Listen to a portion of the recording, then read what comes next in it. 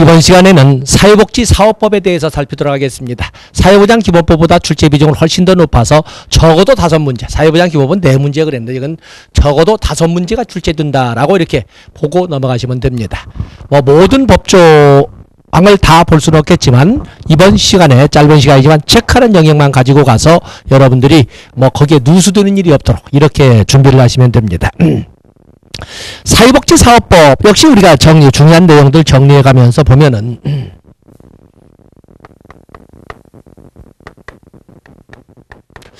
사회복지사업법은 1970년에 제정이 되지요. 그래서 사회복지법인의 설치 근거, 그리고 사회복지시설에 대한 허가제 이런 것들이 규정됐던 것이 1970년입니다. 1970년부터. 자, 여기 보면 사회복지사업법에 기본 이념 나와 있습니다. 기본 이념. 자, 문장이 길다 보니까 여러분 보기에 그러는데 기본 이념은 3가지로 이렇게 법조문에서 설명을 하고 있습니다. 사회복지사업법의 기본 이념 첫 번째, 사회복지사업법 거기 뭐라고 되어 있습니까? 누구든지 자신의 의사에 따라 자기 결정의 이념, 자기 결정의 이념, 누구든지 자신의 의사에 따라 또는 자율적 결정 또는 자기결정, 자율성 존중 여러가지 설명할 수 있습니다. 자기결정이나 자율성 존중이나 이렇게. 다음에 두 번째는 사회복지법인 및 사회복지시설은 공공성을 가지며 공공성을 확보해야 된다. 공공성의 이념.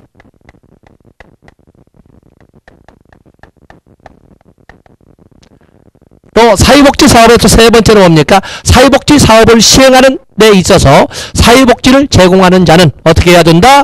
거기 보면 사람의 인권을 보장해야 된다. 인권보장의 이념. 사회복지사업법에는 이처럼 기본 이념으로 자기결정의 이념, 공공성의 이념, 그리고 인권보장의 이념 3가지를 규정하고 있습니다. 다음에 사회복지 사업의 근거법령. 사회복지사업의 근거법령은 거기에 보면은 퍼까지 청소년복지 지원법까지 아주 많이 나와 있지 않습니까? 사회복지사업의 근거법령을 쭉 정리해보면 사회복지사업의 근거법령에는 거기에 보면 기본법, 또 그런가 하면 사회보험 관련법, 또 그러면 직영연금 관련법. 자, 이런 기본법이나 사회보험 관련법이나 또는 직영연금 관련법은 없다는 사실입니다. 이것은 없습니다. 공공부주에 관련된 법률은 다 있지만은 자, 기본법, 사회보장기본법, 청소년기본법, 여성발전기본법, 건강가정기본법 등등 이 기본법, 또 저출산 고령사회 기본법 이런 기본법은 여기 사회복지사업의 근거법령에 없습니다. 또 국민연금법, 건강보험법, 산재보험법, 고용보험법, 노인장기요양보험법 또는 국민연금과 직영연금의 연기에 관한 법률 이런 법률, 사회보험에 관련된 법률 없고 또 공무원연금법, 군인연금법, 사립학교 교직원연금법, 또 별정우체국법 이런 것처럼 직영연금에 관련된 법령도 여기는 없습니다. 물론 여러분들이 보고 싶은 법률에 다 있겠지만은 청소년에 대한 것은 종래 없었지만은 청소년복지 지원법이 등장함으로써 이제는 청소년이란 말을 못 씁니다. 어제는 없는 법. 지금 한 15개 봤지요? 이런 법들은 없다라는 것을 여러분들이 체크하셔서 정리하시면 되겠습니다. 다음에 사회복지위원회와 지역사회복지협의체는 우리가 지역사회복지를 보다 보면 이제는 사회보장급여법에 의해서 조문이 바뀌어져 가고 있는 과정이거든요. 지역사회복지계획을 수립하기 위해서는 반드시 심의 절차를 거쳐야 되는데 시군구 지역사회복지계획, 지금 이제 시군구 지역사회보장계획을 수립하기 위해서는 반드시 사회복지, 여기 보면 지역사회복지 협의체, 사회보장급여법에 보면 지역사회보장협의체의 심의를 거쳐야 되고 시도 사회복지 계획을 시도 지역사회복지 계획을 수립하려면은 반드시 심의 절차로서 시도 사회보장위원회 심의를 거쳐야 됩니다. 아직은 사회복지사업법에 지역사회복지협의체라고 되어 있지만 사회보장급여법에는 지역사회보장협의체라고 이게 이름이 바뀌었고 또 시도 단위에 또 여기 사회복지협의회가 이제는 그 법이 바뀌어서 시도 사회보장위원회로 바뀌었기 때문에 여기에선 다루지 않겠습니다. 그냥 넘어가도 됩니다. 다음에 오른쪽에 보면 복지위원 역시 이것도 사회보장급여법에 복지위원이 있는데 복지위원 뭐 이것도 적까요? 복지위원은 시장, 군수, 구청장이 그러죠? 시장, 군수, 구청장이 위촉합니다. 위촉하되 면, 동 단위로 위촉하되 3년 임기에 명예직으로 되어 있습니다. 복지위원회에 대한 근거법은 여기 나오는 사회복지사업법도 있지만 사회보장급여법에도 복지위원회 근거 규정은 있습니다. 자, 이렇게 봐주시고 복지위원. 근데 이걸 보면서 아동위원도 있죠. 아동복지법은 아동위원 뒤에 보겠습니다만 아동위원은 시군구 단위로 위촉하도록 되어 있습니다. 이 복지위원은 읍면동 단위지만 아동위원은 시군구 단위로 위촉하도록 되어 있다. 다음에 사회복지사. 자, 여러분 알다시피 사회복지사가 정식 사회복지사 자격증 시대로 이게 도래를 진입을 하는 것은 1984년이 되겠습니다. 1980년대 그냥 80년대. 현재 우리는 사회복지사 자격이 1급, 2급, 3급으로 되어 있지만 상급의 유명무시라 해서 한 번은 바뀌어져야 되는 것이고 1급은 국가 자격시험을 봐야 되는 지금 여러분들이 바로 그 2003년도부터 시작된 사회복지사 1급 국가 자격시험을 지금 여러분이 준비하고 계시는 겁니다. 사회복지사 결격사유. 사회복지사 결격사유. 사실은 이 사회복지사업법도 개정이 돼야 되는데 아직 개정이 안 되어서 민법상 없어져 버린 용어를 씁니다. 금치산자나 금치산자 또는 한정치산자는 사회복지사 될 수 없습니다. 뭐 해석은 않겠습니다. 금고 2년 이상의 형의선고 선고를 받고 그 집행이 끝나지 아니하였거나 집행을 받지 아니하기로 결정된지 아니한 사람은 안 됩니다. 또 중요한 것은 사회복지사의 결격사유에는 법원 판결에 의해서 자격이 상실되거나 법원 판결로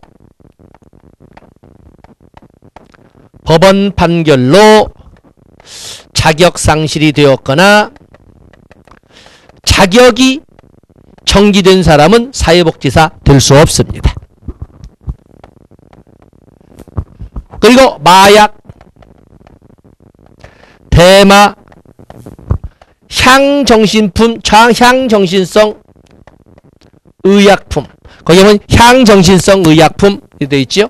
향정신성 의약품 중독자. 사회복지사 될 수 없습니다. 그런데 우리가 종래와 달라졌다라고 볼 수 있는 것은 이런 금치산자도 될 수 없고 금고 2년형의 선고를 받고 끝나지 않은 사람도 될 수 없고 법원 판결로 자격이 상실되거나 정지된 사람도 될 수 없고 마약 중독자, 대마 중독자, 향정신품, 정신성 의약품 중독자 안 됩니다. 프로토폴? 이런 저번에 어떤 의사가 그 맞다가 사망한 환자를 바다에 버려버리는 이런 것도 이게 나왔던 거지 엊그제 같습니다만. 자, 이렇게 이런 사람은 될 수가 없지만 그러나 알코올 중독자,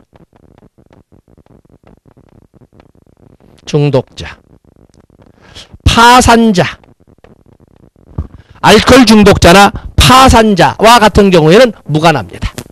알코올 중독, 우리나라는 알코올 중독에서는 좀 대범하지 않습니까? 그래서 알코올 중독자, 사회복지사 될 수 있습니다. 파산자로서 복권되지 아니한 자. 파산자, 옛날에는 돈 빼돌리고 고의적으로 회사 망해먹은 놈 이렇게 했지만 지금은 그러지 않아요. 그래서 파산자도 사회복지사 될 수 있다. 자, 이런 놈 체크해 주시고 페이지 넘어가십니다. 다음에 거기 보시면 사회복지사의 채용이 나와 있지요. 사회복지사의 채용. 여러분이 기본적으로 생각한다고 해도 사회복지법인이나 사회복지시설은 당연히 사회복지사를 종사자로 채용해야 됩니다. 그러나 사회복지사 채용 예외. 사회복지사를 채용하지 않아도 되는 것이 대통령령으로 규정되어 있습니다. 여기는 사회복지사를 채용하지 않아도 되는 걸로서는 어린이집, 보육교사 있지요? 어린이집. 사회복지사 채용하지 않아도 됩니다. 다음 장애인 복지시설은 줘야 되지만 복지시설 중에 점자도서관이나 장애인 복지시설 중에 점자도서관이나 음성출판시설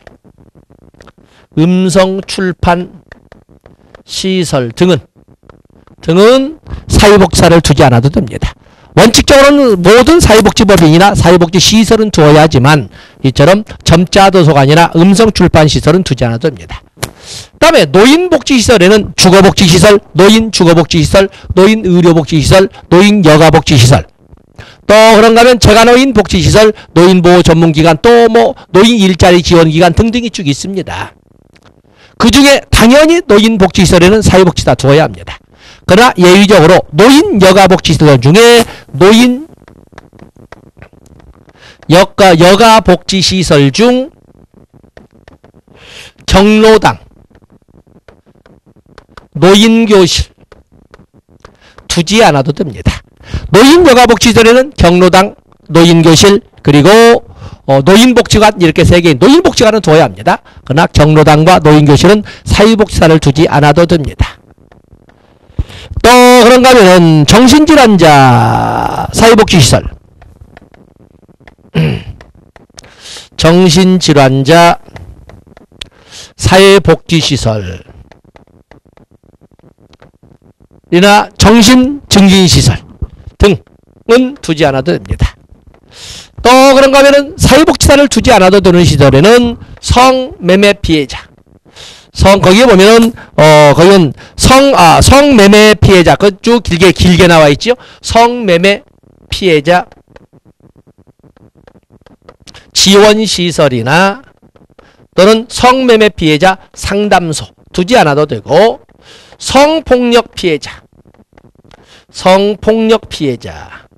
제일로 끝에 나와 있지요. 성폭력 피해자를 대상으로 하는 상담소 역시 마찬가지로 사회복지사를 두지 않아도 됩니다. 원칙적으로 사회복지법인, 사회복지시설은 사회복지사를 두어야 마땅하지만 당연하지만 이처럼 예의도 있다는 것을 구체적으로 해서 시험 범위로 대상으로 올려놓겠습니다. 다음에 사회복지 전담공무원이 나와 있는데 이건 정책론적 접근에서 사회복지 전담공무원은 그 밑에 박스 1987년에 처음으로 공공부문의 사회복지 전문 인력들이 배치가 되는데 그 이름을 사회복지 전문요원이라고 했고 그때는 법적 근거도 없이 그냥 별정직으로 배치했던 거였어요. 그랬는데 요걸 이 사회복지 전문요원이라는 이름이 1992년에 법적 근거가 92년에 가서야 생기면서 2000년부터는 일반직 공무원으로 전환되면서 이름이 사회복지 전담공무원으로 바뀌게 된 겁니다.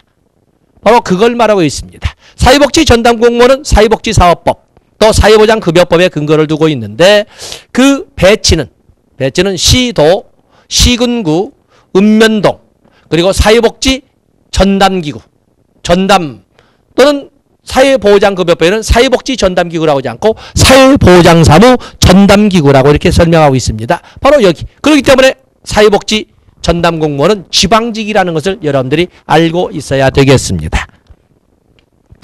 다음에 거기 보시면 복지사무 전담기구 또는 사회보장사무 전담기구는 어디에 둔다? 시군구나 읍면동에 둔다.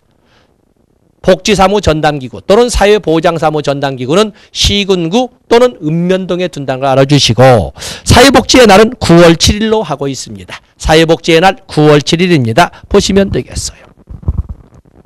다음에 사회복지법인. 사회복지법인 한 번도 빠짐없이 나오지요. 사회복지법인이 있습니다. 사회복지법인은 참 쓸말도 많고 볼말도 많습니다만은 사회복지법인은 설립은 사회복지법인의 설립은 시도지사의 허가사항입니다. 시도지사의 허가사항입니다. 정관 변경은 사회복지법인의 정관 변경은 시도지사의 인가사항입니다. 시도지사의 인가를 받아야 한다 해서 시도지사의 인가사항 구별하기 위해서 한자로 썼습니다. 설립은 시도지사의 허가사항이고 그리고 정관 변경은 시도지사의 인가사항입니다. 임원은 대표이사를 포함해서 이사는 대표이사를 포함해서 7인 이사 7인 감사 2인 이상으로 이렇게 하고 있습니다. 여기 이사 7인은 대표이사를 포함한 이사 7명 그리고 감사 2명 이상 되어 있습니다. 결혼시 만약에 이사 7명 이상 감사 2명 이상인데 만약에 결혼이 있다면 결혼시 이 2달 이내에 보충하도록 되어 있습니다. 2달 이내에 보충하도록 되어 있다. 임기는 이사 3년 감사 2년으로 하되 연임이 가능합니다. 연임이 가능하다. 그러니까 연임이 가능합니다. 외국인 이사도 있지요. 외국인 이사는 외국인 이사는 2분의 1 미만이어야 합니다. 외국인 7명 이상을 줘야 되는데 전체 이사 정수의 2분의 1 미만이어야 합니다. 그러면 이 임원에 관련된 그 외에도 뭐 특수지위에 어떤 특정 관계에 있는 사람은 뭐 3분의 1을 두어서는 안 된다. 뭐 이쪽 되어 있는데 이런 정도는 보셔야 됩니다. 다음에 재산, 사업 운영에 필요한 재산을 보유하여야 합니다. 그래서 보유하되 기본 재산과 보통 재산으로 이렇게 나누어서 하되 기본 재산은 정관에 기재하여야 합니다. 정관에 기재하도록 하여야 한다. 자, 사회복지법에 또 이유에 대한 교재를 보면서 우리가 첨가하도록 하겠습니다. 자, 사회복지법인 설립허가 나와 있습니다. 1번의 끝에 시도지사의 허가에다 동그라미 해주시고 다음에 3항에 보시면 정관 변경한 경우에는 시도지사의 인가를 받아야 한다. 인가 체크해 주시고 다음에 법인은 이사, 대표이사를 포함한 이사 7명, 감사 2명 이상 두어야 한다. 그리고 거기 보시면 사항의 이사 임기는 3년, 감사 임기는 2년으로 하되 연임할 수 있다. 외국인 이사도 둘 수 있는데 2분의 1 미만이어야 한다. 그리고 오른쪽에 보면 재산, 사회복지법인은 운영에 필요한 재산을 보유해야 되는데 그 재산을 기본 재산과 보통 재산으로 구별하되 기본 재산은 목록과 그 기본 재산의 목록과 가액은 정관에 기재하도록 되어 있습니다. 정관에 기재. 그리고 이 왼쪽 페이지 제일 밑에 하단부에 보시면은 이사나 감사 중에 결혼이 있을 경우에는 2달 이내에 보충해야 된다라는 것이 있습니다. 하나 더 쓸 거죠. 바로 위에 뭐 있습니까? 바로 여기 오면 임원의 겸직금지. 임원의 겸직금지가 나와 있지. 감사와 같은 경우에는 시설의장이나 직원 등 어느 것도 겸할 수 없습니다. 어느 것도 사회복지법인의 다른 직을 겸할 수 없습니다. 그러나 이사는 원칙적으로는 겸할 수 없으나 시설의장은 겸할 수 있습니다. 바로 그 말을 하고 있습니다. 이사는 사회복지시설의 장을 제외한 직원을 겸할 수 없다. 감사는 어느 것도 겸할 수 없다. 겸직 근무가 있되 이사는 시설의장은 할 수가 있다는 것을 염두에 두시면 되겠습니다. 좋습니다. 다음에 거기 사회복지협의회가 나와 있는데 사회복지협의회는 민간연합체의 의미를 갖습니다. 거기에다가 여러분들 사회복지협의회 옆에다가 민간연합체 이렇게 적어주시는데 중요한 거 그 법 조문을 보시면 사회복지에 관한 업무를 수행하기 위하여 전국 단위의 중앙협의회, 시도 단위의 시도협의회를 두며 필요한 경우에는 시군구 협의회도 둘 수 있다. 이렇게 설명하고 있지 않습니까? 둘 수 있다라고 이게 설명했습니다. 그렇기 때문에 이 사회복지협의회는 민간협의체로서 전국 단위도 있고 시도 단위도 있고 시군구 단위도 있지만 전국 단위의 중앙협의회, 시도 단위의 시도협의회는 반드시 두어야 합니다. 그러나 시군구 협의회는 필요에 따라 둘 수 있는 의무기구가 되겠습니다. 필요에 따라 둘 수 있는. 그래서 민간협의체의 의미를 가지면서 법적 근거는 사회복지사업법에 있다는 것을 꼭 기억해 두셔야 됩니다. 주된 업무를 보면 사회복지협의회 주된 업무를 보면 사회복지에 관한 조사 연구, 사회복지에 관한 정책 건의, 사회복지 관련 기관 단체 간의 연계 협력, 또 그러면 사회복지 소홀 계층 발굴, 또 민간 사회복지 자원과의 연계 협력, 기타 사회복지 사업의 조성, 이런 업무를 민간연합체, 이 사회복지협의회는 사회복지에 관심이 많은 개인이나 또는 기관, 시설들의 순수한 민간연합체의 성격인데 이러한 것을 한다는 겁니다. 사회복지사업에 대한 조사 연구, 사회복지사업에 관한 정책 건의, 사회복지사업에 관련된 기관, 단체 등의 연계 협력, 또 거기 보면 소홀계층 발굴, 민간 사회복지 자원의 연계 협력, 또 사회복지 사업의 조성, 이런 것 등을 민간단체인 사회복지협의회에서 이끌어간다는 것을 알아주시면 되겠습니다. 다음에 사회복지 서비스 신청이 나와 있군요. 사회복지 서비스 신청이 나와 있습니다. 자, 이것도 역시 출제가 달리니까 적어보셔야 되겠죠.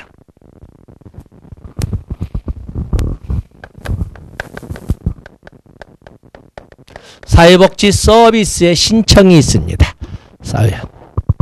당연히 이것도 신청, 직권 병행으로 합니다. 원하지도 않는데 주지는 않습니다. 사회복지 서비스를 필요로 하는 사람은 신청해야 됩니다. 원하는 사람은 수급권자나 또는 관계인, 친족 관계인들은 해야 되는데 그럴 수 없는 경우에는 공무원이 병행, 직권으로 신청할 수 있습니다. 현물급여를 원칙으로 합니다. 현물급여를 원칙으로 한다. 중요한 것이 바로 여기지요. 자, 쓰겠습니다. 국가나 지단 의유자가 국가나 지방자치단체가 아닌 자들이 서비스를 제공하는 경우에는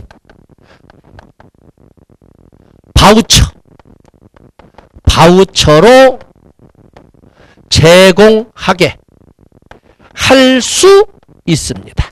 할 수 있다. 바우처로 제공하게 할 수 있습니다. 그러나 반대해서 보면 국가나 지방자치단체가 사회복지 서비스를 제공할 때는 반드시 현물급여로 하도록 됐다는 것을 우리가 알 수가 있습니다. 반드시. 그래서 여기 보시면 국가나 지방자치단체 의무자가 서비스를 제공하는 경우에는 현물급여가 아닌 바우처로도 제공하게 할 수 있지만 반대해서 경우는 국가나 지단이 사회복지 서비스를 제공하게 할 적에는 반드시 현물급여로 제공해야 된다. 현물급여를 원칙으로 합니다. 그래서 여기 체크를 내서 봐주셔야 됩니다. 다음에 8번에 서류보존. 서류보존에 대해서도 여러분들이 예의 주시할 사항이 있습니다. 한번 먼저 읽어보고 한번 적어볼까요? 자, 교재를 보세요. 자, 거기에 보시면 3번의 정보의 파악이 보건복지부 장관, 시장군 수청장은 조사하거나 제공받은 정보 중 보호 대상자가 아닌 사람의 정보는 5년을 초과하여 보유할 수 없다. 보호 대상자가 아닌 사람의 정부 보유 상한은 자, 그저 적어 보시죠.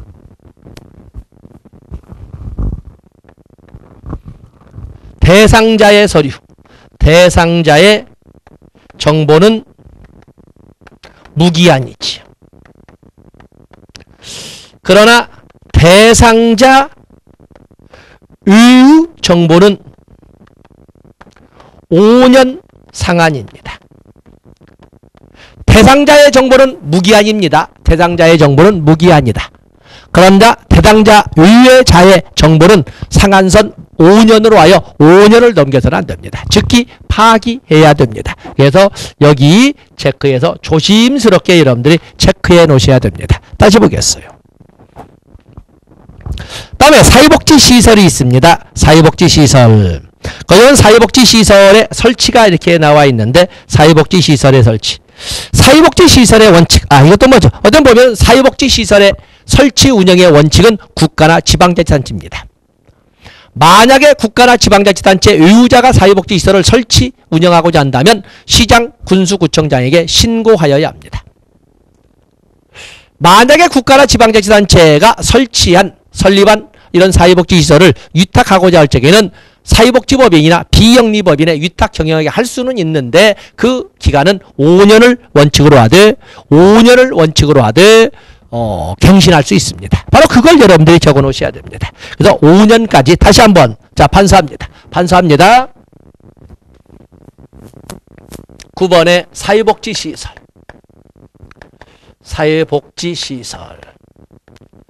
자, 사회복지시설은 원칙은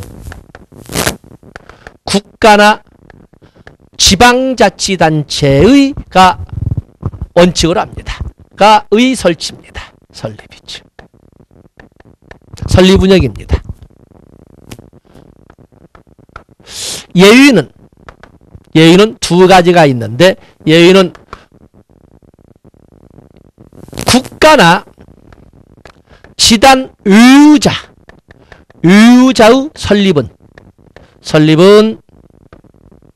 설립은 시장, 군수, 구청장에게 신고하여야 합니다. 또 하나 예의는 사회복지시설은 국가나 지단이 설립 운영하여야 하는데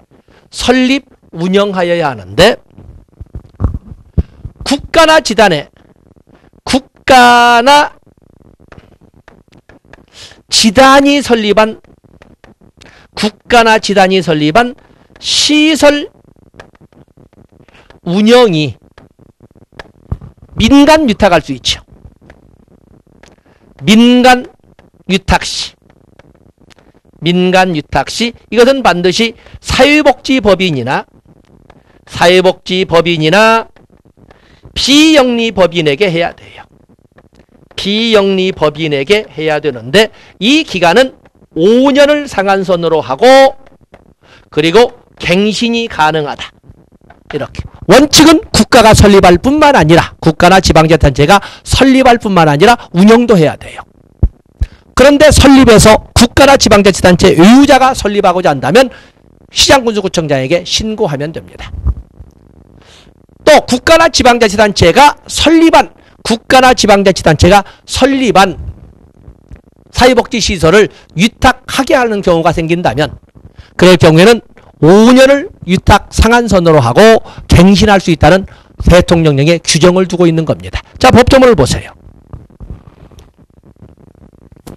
자, 거기에 보시면 국가와 지단은 사회복지시설을 설치 운영할 수 있다. 국가나 지방자치의 의무자가 시설을 설치 운영할 때에는 시장, 군수구청장에게 신고하여야 한다. 폐쇄명령 3년이 지나지 않은 자는 설치 운영을 신고할 수 없다. 국가나 지방자치단체가 설치한 시설은 필요한 경우 사회복지법인이나 비영리법인에 위탁 운영하게 할 수 있다. 그러면서 보건복지운영 시행규칙에 거기 2항에 보시면 위탁 계약 기간은 5년 이내로 하고 갱신하게 할 수 있다. 라고 이렇게 설명을 했습니다. 그래서 사회복지법인, 사회복지를 다 봤고, 자, 이번엔 사회복지시설 중에 사회복지관. 물론 사회복지관에 관한 것은 지역사회복지론에서 우리가 상세히 했지요. 근거법은 사회복지사업법이다. 사회복지관이라고 하는 것은 쭉 나와 있는데 사회복지관의 서비스의 제공 대상은 지역주민이지만 모든 지역주민에게 언제나 고르게 서비스가 제공될 수 있는 여력은 없거든요. 그래서 이 사회복지사업법에는 우선 지원 대상을 정해놓고 있습니다. 그래서 사회복지관 서비스의 우선 지원 대상으로서는 국기법에 의한 수급자 및 자산위 계층, 노인, 장애인, 다문화 가족, 한부모 가족, 또 취업이나 거기 오면 직업이나 취업 발전이 필요한 사람, 보호나 교육이 필요한 유아, 아동, 청소년, 기타 뭐 이런 식으로 해서 정리를 해놓고 있습니다. 다음에 시설의장은 상근하여야 한다 이렇게 되어 있는데 시설의장 자 거기 봐주시고 그다음에 운영위원회가 나와 있군요. 운영위원회. 시설의 장은 시설 운영에 관한 사항을 심의하기 위하여 시설에 관한 사항을 심의하기 위하여 시설의 운영위원회를 두어야 한다. 지속행위입니다. 반드시 모든 사회복지시설에는 운영위원회를 두어야 합니다. 운영위원은 시장군수구청장이 임명하거나 위촉하는데 거기에 보면은 당연히 시설장은 들어갈 것이고 그리고 시설 거주자 대표 당연히 들어가야 되겠고 시설의장, 시설 거주자 대표 또 그런가 하면은 쭉 보면 시설 거주자의 보호자 대표, 시설장, 시설 거주자 대표, 시설 거주자의 보호자 대표 들어가야 되고 그리고 시설 종사자 대표 들어가야 됩니다. 다음에 사회복지 업무 담당 공무원 또 후원자나 지역주민, 공익단체 추천한 사람 등을 이렇게 사회복지 시설에는 위원으로 위촉하도록 하고 있습니다. 자, 별표하실 것은 사회복지시설 수용인원 더 이상 못 씁니다만 사회복지시설 수용인원은 300명을 초과할 수 없습니다. 원칙이 그렇습니다. 그러나 원칙이 있다는 것은 예외가 있다는 것을 말하고 있지요. 그래서 사회복지시설 수용인원의 상한선은 300이지만 300명을 초과해도 되는 것은 노인복지시설에 3가지가 있습니다. 노인복지시설에 노인주거복지시설, 노인주거 그 중에서도 양로시설과 노인복지주택은 300명 초과해도 됩니다. 다음에 노인의료복지시설이 또 2가지가 있는데 그 중에 노인요양시설은 300명 초과할 수 있습니다. 그래서 원칙은 사회복지시설은 300명을 초과할 수 없다. 그러나 300명을 초과할 수 있는 것은 노인복지시설 중에 노인주거복지시설 3가지 중에 양로시설과 노인복지주택, 노인의료복지시설 2가지 중에 노인양로시설, 맞으면 노인요양시설에는 300명을 초과할 수 있다라고 이렇게 설명을 했습니다. 다음에 재가복지에 대한 근거 규정도 사회복지사업법에 있는데 거기 보면 3대 서비스로 가정봉사 서비스, 단기보호 서비스, 그리고 주간보호 서비스 이렇게 3가지가 있다는 것을 알아주시면 되겠습니다. 다음에 오른쪽에 보시면 시설의 서비스 최저 기준이 있는데 사회복지시설의 서비스 최저 기준은 보건복지부 장관이 마련해야 됩니다. 보건복지부 장관이 마련하는데 거기 최저 기준을 보면 뭐 이용자의 인권은 당연하죠. 이용자의 인권, 그다음에 시설의 환경과 시설의 운영과 시설의 안전관리와 시설의 인력관리, 시설에 대해서 4가지 했죠. 시설 환경, 그렇죠. 시설 운영, 시설 안전관리, 그리고 시설 인력관리. 그리고 지역사회 연계, 서비스 과정과 결과, 기타 필요한 사항 이렇게 되어 있습니다. 다음에 시설평가도 보셔야 되는데 시설평가. 사실은 사회복지사업법이 1997년에 개정이 되면서 1997년에 개정이 되면서 사회복지시설의 허가제가 본래 사회복지시설은 허가제였거든요. 그때는 것이 1997년 개정으로 신고제죠. 앞에 본 것처럼 국가나 지방자치단체 외유자가 설치 운영하려는 시장군수구청에 신고하여야 된다. 1997년부터입니다. 다시 말해서 공공부문의 감독에서 좀 벗어나거든요. 그것의 문제점을 보완하기 위해서 만든 것이 적어도 사회복지시설은 3년에 한 번 이상 평가를 받아야 한다는 시설평가제도가 1997년에 등장하게 되는 겁니다. 그래서 거기 2항에 보건복지부 장관 시도지사는 3년마다 1회 이상 시설평가를 실시해야 한다. 거기에다가 1997년 사회복지사업법 개정하고 1번 사회복지시설의 허가제로부터의 사회복지시설의 신고제로 전환. 그리고 시설평가제 신설 이렇게 적어주시면 되겠습니다. 그리고 페이지 넘어가 보면 한국사회복지사협회가 나와 있지요. 한국사회복지사협회가 나와 있는데 그 개념 보시면서 접근하시면 되겠습니다. 자, 이렇게 해서 우리는 출제 비중이 적어도 5문제 이상인 사회복지 사업법을 살펴봤습니다. 어찌 보면은 우리가 사회보장기본법, 사회복지사업법을 통해서 지금 법제론에서 10문제를 거치고 갔다라고 볼 수가 있습니다. 자, 이 시간 여기까지 하고 다음 시간에 사회보험법에서 5대 사회보험법에 대해서 살펴보도록 하겠습니다. 고맙습니다.